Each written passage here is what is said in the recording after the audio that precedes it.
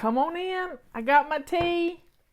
I'm coming early because the president's supposed to talk to us at 3 o'clock, and I wanted to be ready for that because who knows what he's going to say. And then I might come back on and we talk about it. You never know. So, folks, it's time for tea. Get in here. My tea's been brewing for about an hour. I'm excited. I just got off an hour interview with a magazine in Canada. And I've been in the magazine before. I've got my special. This is a cup that matches my china. It's a mug that matches my china.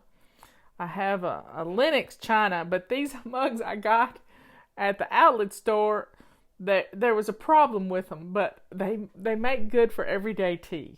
Everyday tea. So I'm going to put the lid back on my water bottle. And this morning we talked about being prepared instead of panicking. And today's day 13 of our Back to Basics. And day 13, a little low network connection. Let's see. Okay. I got one here. We had a little connection issue. I already did the interview. We did it early when the president said he was going to speak. I called up Caitlin and said, "Can we do our interview early because I want to listen to it." So I'm doing the Fly Lady Tea Time, and this is here's our topic for today. Changing our thoughts. Imagine that. This week, for the last 3 weeks, we've been in a panic mode, most of us, thinking about this virus and all the things that go along with having a pandemic.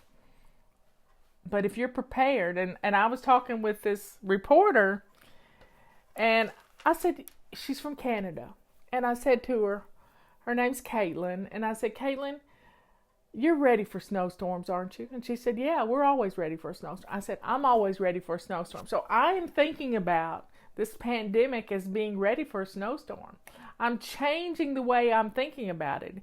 It's not that it's germ infested, because I always think everybody's germ infested. I've been a germphobe for most of my life, and I've never opened doors with my hand. I always use my shirt tail or my coat pocket.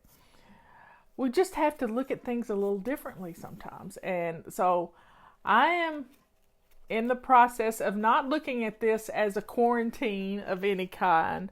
I'm looking at it as being stuck in the house for a week in a snowstorm. It's being stuck in a week at a snowstorm. And I said to Robert the other day, if we ran out of dog food, what would we do? And he said, well, we'd have to cook something for the dog. So we got hamburger meat cooked up. I can make rice and hamburger meat and feed the dog. And she doesn't eat a whole lot.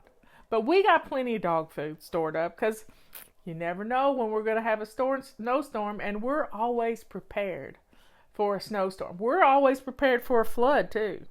So let's change our thoughts about scary things to, let's shelter in place and do what we got to do. We don't have to be afraid when we're prepared. And I'm prepared. I didn't go out and hoard toilet paper because I always hoard toilet paper. I stay 2 cases ahead at all times. And if I run out, I got alternative plans. So we're good. We're good. So let's drink to being prepared, folks. Let's don't allow the news media to scare us. Let's don't do that. Let's don't allow the president to scare us. Let's be kind. I brought Leanne I took her a package the other day of vitamin C, toilet paper, and Dawn dishwashing liquid. What else do you need in a pandemic?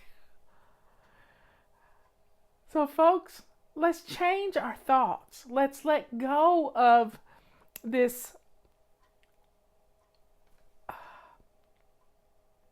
ugliness in the world. And let's be kind to ourselves by being prepared. Simple preparation. Make a list. I wish Leanne would make us some crock pot meals that we could put in the crock pot. 5-6 meals. We can have leftovers, and we could have everything in our house to be able to cook that stuff every day. This is what she did in 9/11. It feels like we're being attacked. We're being attacked by a virus. We're being attacked with the news media and all the hype that's going on with it. We're being attacked. So we just got to circle the wagons and be prepared to feed our families. And if our families get sick, we got to be prepared to shelter in place and take care of them. Take care of them. So I can help you get your kitchen clean. Leanne will help you put dinner on the table. And between the two of us, we can take care of everything that needs to be done. We really can. We don't have to be afraid. We don't have to be afraid. So we're going to practice homeschooling for a while if you've got little kids that are in elementary school. And if you're not able to go to work, you need to stay home. Oh, barbecue chicken does sound good. Well, we can do our exercises at home too. That's what Scott Adams is doing. He's working on his guns right now. You should see his muscles. Robert works on his guns by chopping wood and slinging a sledgehammer. Who remembers the measles and chicken pox? You know, I told Robert the other day, when are we going to have coronavirus parties where everybody gets together and catches it all at the same time? I don't recommend this, by the way, but that's what happened when we were kids. We all got together and we had a chicken pox party, and we all caught chicken pox. Thank you very much. It wasn't fun. I remember it well. And then I got the shingles because I had the chicken pox. It's not fun. But if we stay calm, our stress levels are going to be down low. When our stress levels are low, then we don't get sick. Our immune system, when we keep our stress low and knowing what's for dinner, is going to keep our stress low. It's changing the way we think. It's changing our thoughts. I'm pretending like we're snowed in, or that our bridge is out and we can't get out. That's what I'm doing. I'm changing my thoughts. I'm taking care of me, keeping the stress away so that it helps my immune system. I got my corned beef and cabbage on Sunday. I cooked it Sunday. I didn't want to wait. Lasagna in the crock pot. Wow, that sounds good. So folks, let go of this negativity. Let's take care of ourselves and our families. That's the main thing. We as parents, as moms, we want to take care of the world. And I get to help take care of you. Somebody's got to take care of you. And that's what we did. It's what Leanne and I did in 2001 when the Twin Towers fell and the plane crashed in the Pennsylvania field, and the Pentagon was attacked. We turned off the TVs. We didn't even have YouTube then, but we sent out emails and we tucked you in at night, and we helped you to understand you've got to get your sleep and you've got to do what you need to do. We really do. So let's take care of ourselves. Let's get enough sleep. Let's turn the TVs off and drink up. Drink your tea. It's medicinal.